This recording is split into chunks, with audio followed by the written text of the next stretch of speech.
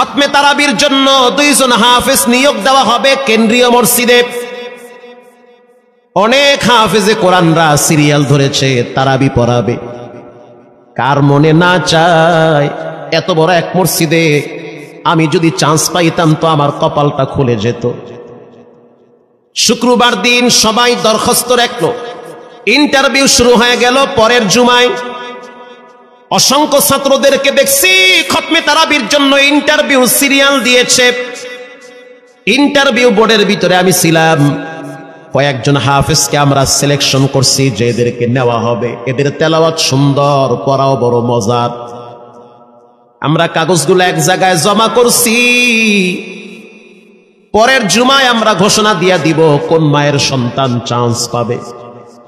পরের জুমায় যখন জুমার নামাজের পর 3টার দিকে যখন আমরা বসে বসে ফলাফলগুলা দেখতেছি যে কাকে কত নাম্বার দেওয়া হয়েছে, দরওয়াজা লাগায় দিছি, জানলা লাগায় দিছি, এসি ছেড়ে দেওয়া হয়েছে, সব লাগানো, বাহির থেকে কিছুই দেখা যায় না। ইন দি মিন টাইমে মসজিদের বারান্দার দরওয়াজায় কে যেন নক করতেছে। খাদেম সাহেব আস্তে করে জালনা খুইলা উকি মাইরা দেখতেছে যে 2টা ছোট বাচ্চা বাহিরে দাঁড়িয়ে আছে, একেবারে অল্প বয়স। খাদেম প্রশ্ন করলো, তোমরা কারা, কেন আসছো? বলে, আমরা 2 জন আসছি খতমে তারাবির ইন্টারভিউ দেওয়ার জন্য। খাদেম সাহেব একবার পায়ের দিকে তাকায়, আবার জামার দিকে তাকায়, কারণ কথার সাথে বাহ্যিক সুরত মিলে না।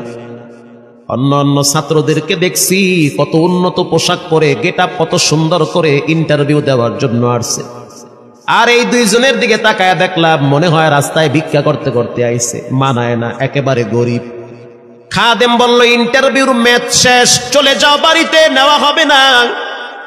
যাদের ব্যাপারে পরীক্ষা নেওয়া হয়েছে তাদের ব্যাপারে ঘোষণা দেওয়া হবে। বাচ্চা 2টা নাসরবান্দা বলতে আছে, আমাদের তো টাকা নাই যে আমরা ভাড়া দিয়ে এখানে আসব।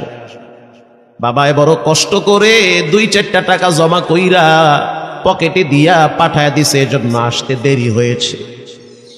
খাদেমের বড় মায়া লাগছে, কারণ খাদেমও গরিবের সন্তান। ভিতরে গিয়া মুয়াজ্জিম সাহেবের বলতে আছে, ও ভাই, বাহিরে 2টা বাচ্চা দাঁড়ায় আছে, ওরা নাকি হাফেজে কোরআন, কিন্তু দেখলে তো মানায় না।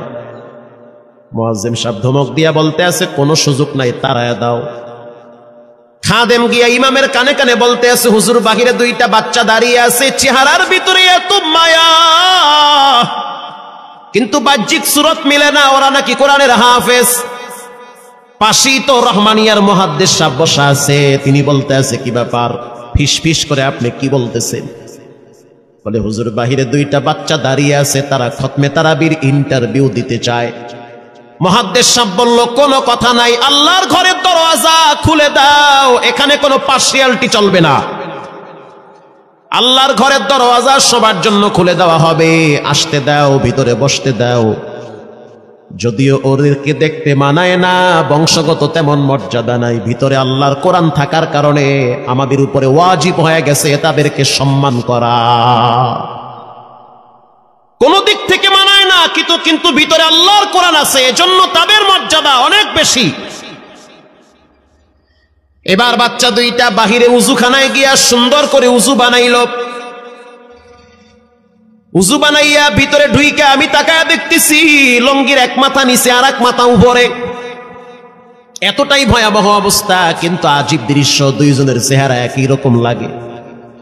2 জনের চেহারা একই রকম লাগে, কে বড় কে ছোট বোঝা বড় কঠিন হয়ে গেছে। মুসলমান ভাইয়েরা আমার, ইমাম সাহেব প্রশ্ন করলো, তোমরা 2 জনের বাড়ি কোথায়? বলে, আমরা নারায়ণগঞ্জে ভাড়া থাকি। বাড়ি কোথায়? বলে, আমাদের বাড়ি কুড়িগ্রামে। কুড়িগ্রাম থেকে ঢাকায় কেমনে আসছো? বলে, বাবায় ঢাকায় নিয়ে আসছে। কয় মাসে কোরআন শরীফ খতম করেছো? বলে, আমরা 2 জনে 11 মাসে 30 পারা কোরআন খতম করেছি। ইমাম সাহেব একবার চেহারার দিকে তাকায় আর একবার পায়ের দিকে তাকায়। স্থানীয় গণ্যমান্য অনেক ব্যক্তিরা তাকায় আছে এদের দিকে। ইমাম সাহেব বলতে আছে, বাবা, তারাবির ইন্টারভিউ শেষ হয়ে গেছে, বাড়ি চলে যাও। যেটা একটু দেখতে ছোট, ও চোখের পানি দেখলাম টিস্যু দিয়া মুছতেছে। কেন কাঁদতেছো? বলে, আমরা গরিব, তার জন্য মনে হয় আমাদেরকে তাড়ায়া দিতেছেন। আমরা জানতাম না ইন্টারভিউ তাড়াতাড়ি শেষ হয়ে যাবে, আসতে দেরি হয়েছে কারণ আমাদের তো ভাড়া টাকা ছিল না, বাবাই কষ্ট করে কিছু টাকা দিয়েছে, সেটা দিয়ে এখানে আসছি। এবার মুহাদ্দিস সাহেব বলতে আছে, তাহলে একটা কাজ করো, তুমি কিছু তেলাওয়াত করে শোনাও। দুইজনেই উত্তর দিল যে আমরা তেলাওয়াত করলে তো আর নিবেন না, আপনারা প্রশ্ন করেন, আমরা দুইজনে উত্তর দিব। আমি তো আশ্চর্য হয়ে গেলাম, জীবনে কত হাফেজ দেখছি, এরকম হাফেজ দেখি নাই। প্রশ্ন করবেন, আমি উত্তর দিব। বুঝতে পারলাম ভিতরের খবর কেউ না জানলেও একজন জানেন, তিনি হলেন কে? মুহাদ্দিস সাহেব বলতে আছে, বাবা প্রশ্ন করব ঠিক আছে, তোমাদের মন মতো একটু তেলাওয়াত করে শোনাও। তেলাওয়াত যদি মানসম্মত হয় তাহলে ইন্টারভিউ নিব, যদি না হয় তাহলে ছাঁটাই করে দিব। এবার ছোট যেটা সেটা তেলাওয়াত শুরু করলো সূরা তাহা থেকে। তাহা মা আনজালনা আলাইকাল কুরআনা লিতাশকা। এত সুন্দর পড়া মনে হইতে আছে, আসমান থেকে কোরআন নাজিল হইতেছে। এত সুন্দর পড়া, কত রঙের ঢঙের পড়া শুনলাম, এই পড়া কোনোদিন শুনি নাই। আমি তাকায় দেখলাম স্থানীয় টিউনো সাহেবের চোখের পানি বায়া বায়া পড়তেছি, ইশারা দিতে আছে আরো তেলাওয়াত করতে বলেন। এই পড়া তো শুনলে আমার দিলের ময়লাগুলা কাটে। আল্লাহর ঘরে যখন গেছি বাইতুল্লাহ ফজরের টাইমে ইমাম সাহেব তেলাওয়াত করলে যেমন মনে হয়, মনে হইতে আছে ওই কোরআনের আওয়াজটা এখন এই মসজিদে বাজতেছে। ছোট বাচ্চাটা তেলাওয়াত করলো, বড় সন্তানটাও তেলাওয়াত করলো। এবার যারা হাফেজ সাহেব ছিল তারা প্রশ্ন শুরু করলো, যেখান থেকে প্রশ্ন করে পৃষ্ঠা ঠেকায়া দেয়, একটা জায়গায়ও আটকাইতে পারে না। এমনকি বাচ্চা দুইটা এটাও বলেছে, যদি আপনাদের যদি ধৈর্য থাকে তো আমরা দুইজনে পুরা 30 পারা এখানে এক দাঁড়ানে পড়ায়া দিব, আশা করি একটাও বাঁচবে না। এত সুন্দর পড়াশোনার পরে মোতাল্লি সাহেব বলল, সব বাদ, আমার কাছে এই দুইজনই পছন্দ হয়েছে। এই দুইজন রে মোতাল্লি সাহেব দাঁড়াইতে পারে না, হুইল চেয়ারে বসে থাকে, কাছে ডাইকা বুকের সাথে জড়ায়া ধরছে আর বলতে আছে, আল্লাহ এমন একটা সন্তান যদি আমার থাকতো, জীবনটা ধন্য হয়ে যেত, আমার মৃত্যুর পরে একটু হইল তেরা কোরআন তেলাওয়াত করতে পারত। নিয়োগ হয়ে গেল, তারাবি শুরু হয়ে গেছে। মোহাম্মদপুর থানায় গিয়ে খবর নিয়ে দেখেন অনেক পুলিশরা এই বাচ্চার পিছনে দাঁড়ায় দাঁড়ায় নামাজ পড়ে চোখের পানি ছেড়ে কেঁদেছে। শুধু তাই নয়, অনেক হিন্দু মহিলারা পর্যন্ত রাস্তায় হাঁটার সময় তেলাওয়াতের আওয়াজে দাঁড়ায় দাঁড়ায় কোরআন শ্রবণ করেছে। শুধু তাই নয়, অনেক বড় বড় ডাকাত, মাস্তান, সন্ত্রাস, কিশোর গ্যাংয়েরা পর্যন্ত দাঁড়ায় দাঁড়ায় কোরআনের আওয়াজ শুনেছে। 17ই রমজান দেশে বদর দিবস, হাজার হাজার মুসল্লি দাঁড়িয়ে আছি। ইমাম সাহেব জানে না যে এরা দুইজনে আপন মায়ের পেটের ভাই হয়, এটা ইমামের জানা নাই। দুইজনে তারাবি চলতে আছে, চমৎকার পড়া, পিছনে শত শত মাওলানা মুফতি দাঁড়ায় থাকে। মনে হইতেছে তেলাওয়াতের আওয়াজে আর এক জগতে হারিয়ে যায়, এত সুন্দর পড়া। তারাবি শেষ হয়ে গেল, মুসাফা শুরু হয়ে গেল। বাচ্চা দুইটারে কেউ বুকের সাথে জড়ায়, কেউ কপালে চুমা দেয়, বলে আল্লাহর কোরআনকে চুমা দেই। হাজার হাজার মানুষ যখন আস্তে আস্তে নামাজ শেষ করে চলে গেল, একেবারে মসজিদের পিছনে বারান্দার পরে আরো একটা বারান্দা থাকে, ওই বারান্দায় এক লোক বসে বসে গামছা দিয়া চোখের পানি মুছতেছে। কিছুক্ষণ পরে লোকটা দেওয়ালের সাথে কপালটা ঠেকায় দিয়া একেবারে অস্থির হয়ে গেল, মনে হচ্ছে তার ভিতরে কাঁপুনি শুরু হয়ে গেছে। কিছু মুসল্লি গিয়া প্রশ্ন করলো, কি হয়েছে আপনার? বলে আমার কিছুই হয় নাই। টাকা লাগবে? বলে না, টাকা লাগবে না। তাহলে আপনি কেন এখানে কাঁদতেছেন? বলে আমি এমনি কাঁদতেছি, এটা কষ্টের কান্না না, এটা খুশির কান্না। এটা কষ্টের কান্না না, এটা খুশির কান্না, আনন্দর কান্না। আল বুকা মিনাল ফারাহ। অতি সুখে মানুষ কখনো কখনো কেঁদে দেয়, চোখের পানি ছেড়ে দেয়। ইমাম সাহেব বলল, পিছনে কে? লোকটা তাকে সামনে নিয়ে আসে। এবার লোকটাকে যখন কিছু দূর সামনে আনা হইল, ওই বাচ্চা দুইটা মসজিদের ভিতর থেকে দৌড় মাইরা গিয়া বলতে আছে, এই লোকটা আমার আব্বা, ইনি আমার আব্বা হয়। ধমক দিবেন না, রাগ করবেন না। আমার আব্বা ঢাকা শহরে রিক্সা চালায়, রিক্সা চালায় চালায় আমাদের দুইটা ভাইরে কোরআনের হাফেজ বানাইছে। ইমাম সাহেব ধমক দিয়ে বলতে আছে, আপনি কেন দেরি করলেন, আগে কেন আসলেন না? রিক্সাওয়ালা বলতে আছে, আমি যদি আগে আসতাম আর যদি পরিচয় দিতাম আমি রিক্সাওয়ালা, হয়তো আমার বাচ্চা দুইটারে মানুষ খোটা দিবে যে রিক্সাওয়ালার পোলা। এজন্য আমি আসি নাই, দূর থেকে নামাজে কোরআন তেলাওয়াত শুইলা আবার আস্তে করে দূরে চলে যাই। মাঝে মাঝে বাচ্চা দুইটার সাথে দূর থেকে আইসা দেখা করি। এটাই হলো কোরআনের বরকত। পরে শুনতে পারলাম এই বাচ্চা দুইটার মাও নাকি গাড়ি অ্যাক্সিডেন্টে মারা গেছে, লাশ পড়ে আছে সেই কুড়িগ্রামে। একটা ছেলের নাম জুবায়ের আর একটার নাম হলো তালহা। রিক্সাওয়ালা বলতে আছে, আমার আফসোস নাই, কষ্ট হলো এক জায়গায়, সেটা হলো ঈদের সময় বাচ্চাগুলা তো বাড়িতে যাবে, বাড়িতে যাওয়ার পরে দেখবে ওদের মায়ের লাশ কবরে পড়ে আছে, ডানে বামে মাটি, সামনে পিছনে মাটি, মাটির ঘর, অন্ধকার কবরে মা ঘুমায়। ঈদের দিন এমন কোন দরদি নাই যে আমার বাচ্চাগুলারে সান্ত্বনা দিবে।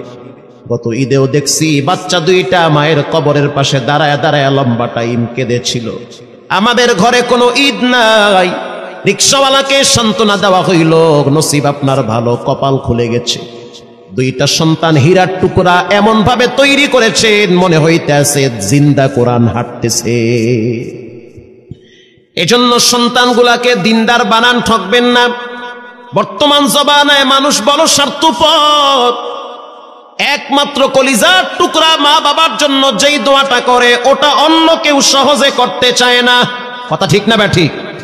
সন্তানগুলারে দিনদার বানান, নেককার বানান, আল্লাহওয়ালা বানান। আল্লাহ পাক বলেন, যারা কোরআন পড়ে, নামাজ পড়ে, আল্লাহর রাস্তায় দান করে, তারা হলো সফল ব্যবসায়ী।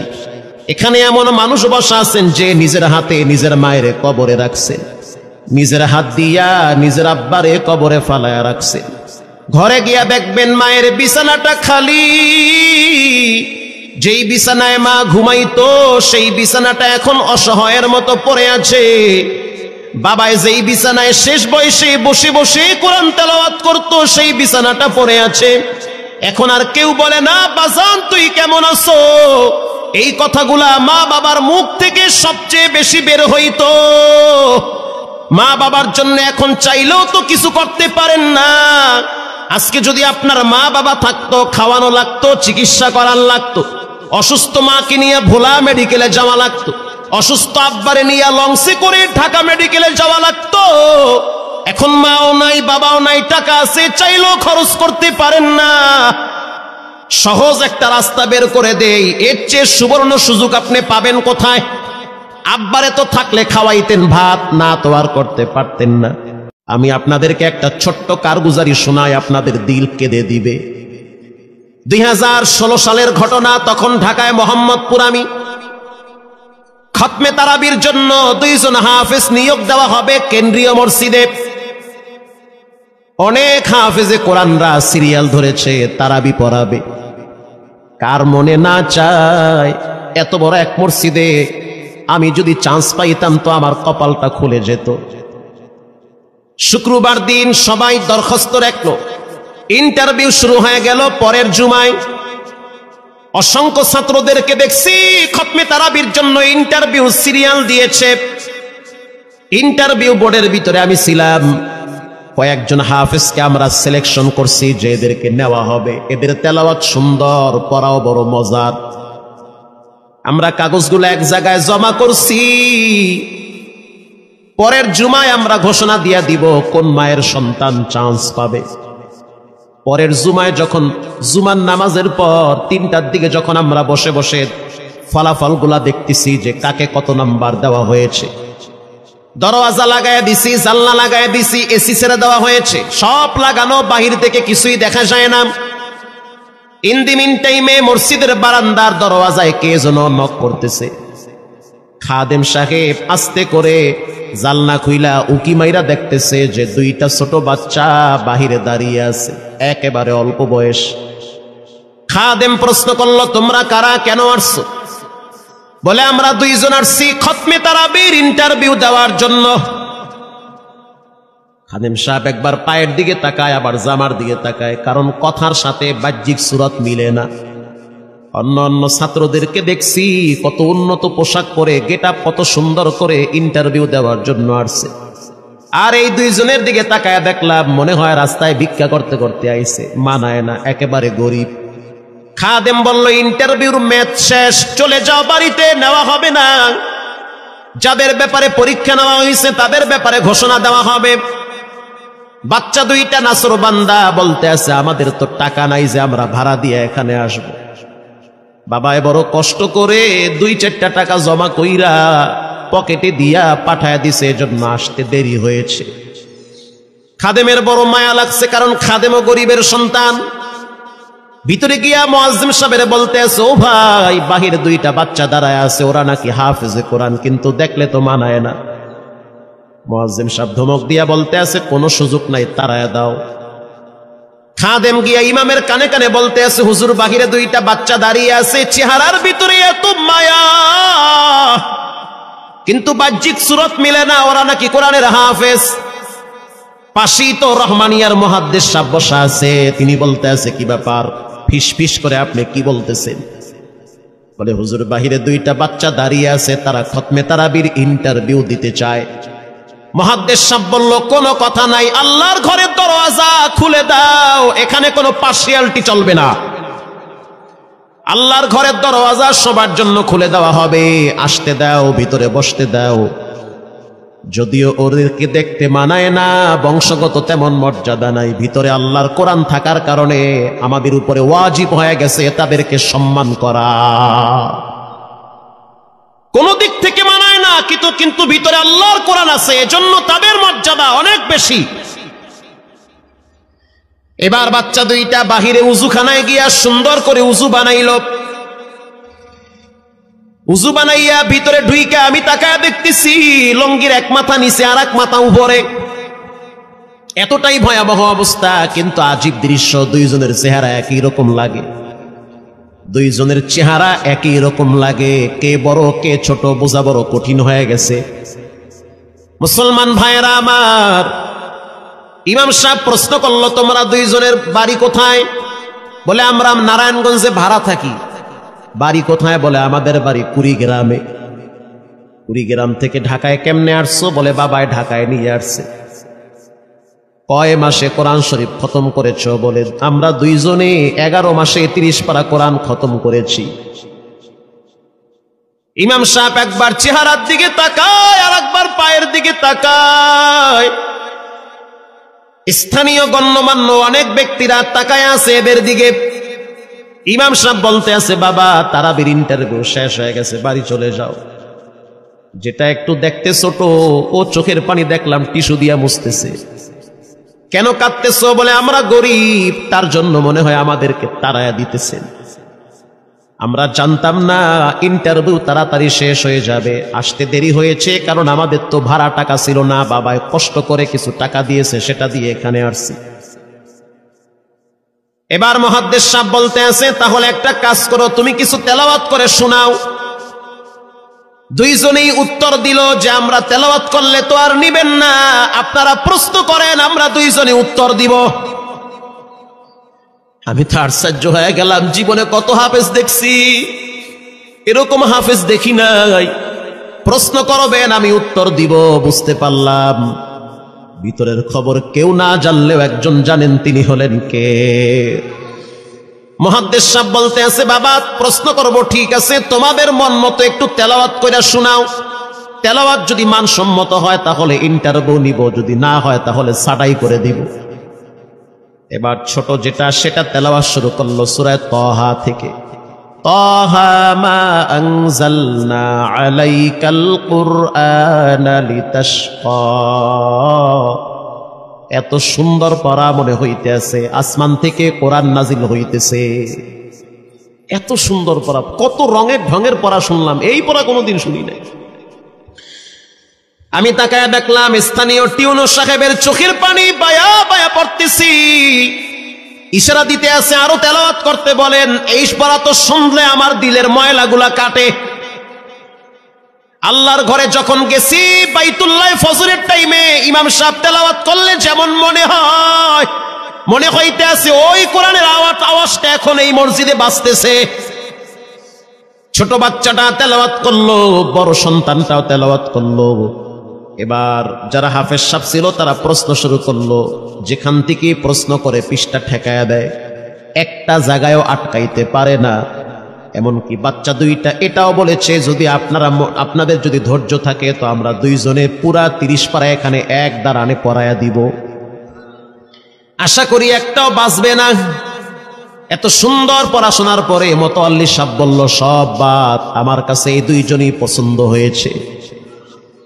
এই দুইজন রে মোতাওয়াল্লি সাহেব দাঁড়াইতে পারে না, হুইল চেয়ারে বসে থাকে, কাছে ডাইকা বুকের সাথে জড়ায়া ধরছে আর বলতে আছে, আল্লাহ, এমন একটা সন্তান যদি আমার থাকতো জীবনটা ধন্য হয়ে যেত, আমার মৃত্যুর পরে একটু হইল তেরা কোরআন তেলাওয়াত করতে পারত। নিয়োগ হয়ে গেল, তারাবি শুরু হয়ে গেছে। মোহাম্মদপুর থানায় গিয়া খবর নিয়ে দেখেন, অনেক পুলিশরা এই বাচ্চার পিছনে দাঁড়ায় দাঁড়ায় নামাজ পড়ে চোখের পানি ছেড়ে কেঁদেছে। শুধু তাই নয়, অনেক হিন্দু মহিলারা পর্যন্ত রাস্তায় হাঁটার সময় তেলাওয়াতের আওয়াজে দাঁড়ায় দাঁড়ায় কোরআন শ্রবণ করেছে। শুধু তাই নয়, অনেক বড় বড় ডাকাত, মাস্তান, সন্ত্রাস, কিশোর গ্যাংয়েরা পর্যন্ত দাঁড়ায় দাঁড়ায় কোরআনের আওয়াজ শুনেছে। 17ই রমজান, দেশে বদর দিবস, হাজার হাজার মুসল্লি দাঁড়িয়ে আছি। ইমাম সাহেব জানে না যে এরা দুইজনে আপন মায়ের পেটের ভাই হয়, এটা ইমামের জানা নাই। দুইজনে তারাবি চলতে আছে, চমৎকার পড়া, পিছনে শত শত মাওলানা মুফতি দাঁড়ায় থাকে। মনে হইতেছে তেলাওয়াতের আওয়াজে আরেক জগতে হারিয়ে যায়, এত সুন্দর পড়া। তারাবি শেষ হয়ে গেল, মুসাফা শুরু হয়ে গেল। বাচ্চা দুইটারে কেউ বুকের সাথে জড়ায়, কেউ কপালে চুমা দেয়, বলে আল্লাহর কোরআনকে চুমা দেই। হাজার হাজার মানুষ যখন আস্তে আস্তে নামাজ শেষ করে চলে গেল, একেবারে মসজিদের পিছনে বারান্দার পরে আরো একটা বারান্দা থাকে, ওই বারান্দায় এক লোক বসে বসে গামছা দিয়া চোখের পানি মুছতেছে। কিছুক্ষণ পরে লোকটা দেওয়ালের সাথে কপালটা ঠেকায় দিয়া একেবারে অস্থির হয়ে গেল, মনে হচ্ছে তার ভিতরে কাঁপুনি শুরু হয়ে গেছে। কিছু মুসল্লি গিয়া প্রশ্ন করলো, কি হয়েছে আপনার? বলে আমার কিছুই হয় নাই। টাকা লাগবে? বলে না, টাকা লাগবে না। তাহলে আপনি কেন এখানে কাঁদতেছেন? বলে আমি এমনি কাঁদতেছি, এটা কষ্টের কান্না না, এটা খুশির কান্না। এটা কষ্টের কান্না না, এটা খুশির কান্না, আনন্দর কান্না। আল বুকা মিনাল ফারাহ, অতি সুখে মানুষ কখনো কখনো কেঁদে দেয়, চোখের পানি ছেড়ে দেয়। ইমাম সাহেব বলল, পিছনে কে? লোকটা তাকে সামনে নিয়ে আসে। এবার লোকটাকে যখন কিছু দূর সামনে আনা হইল, ওই বাচ্চা দুইটা মসজিদের ভিতর থেকে দৌড় মাইরা গিয়া বলতে আছে, এই লোকটা আমার আব্বা, ইনি আমার আব্বা হয়। ধমক দিবেন না, রাগ করবেন না, আমার আব্বা ঢাকা শহরে রিক্সা চালায়। রিক্সা চালায় চালায় আমাদের দুইটা ভাইরে কোরআনের হাফেজ বানাইছে। ইমাম সাহেব ধমক দিয়া বলতে আছে, আপনি কেন দেরি করলেন? আগে কেন আসলেন না? রিক্সাওয়ালা বলতে আছে, আমি যদি আগে আসতাম আর যদি পরিচয় দিতাম আমি রিক্সাওয়ালা, হয়তো আমার বাচ্চা দুইটারে মানুষ খোটা দিবে যে রিক্সাওয়ালার পোলা। এজন্য আমি আসি নাই। দূর থেকে নামাজে কোরআন তেলাওয়াত শুইনা আবার আস্তে করে দূরে চলে যাই। মাঝে মাঝে বাচ্চা দুইটার সাথে দূর থেকে আইসা দেখা করি।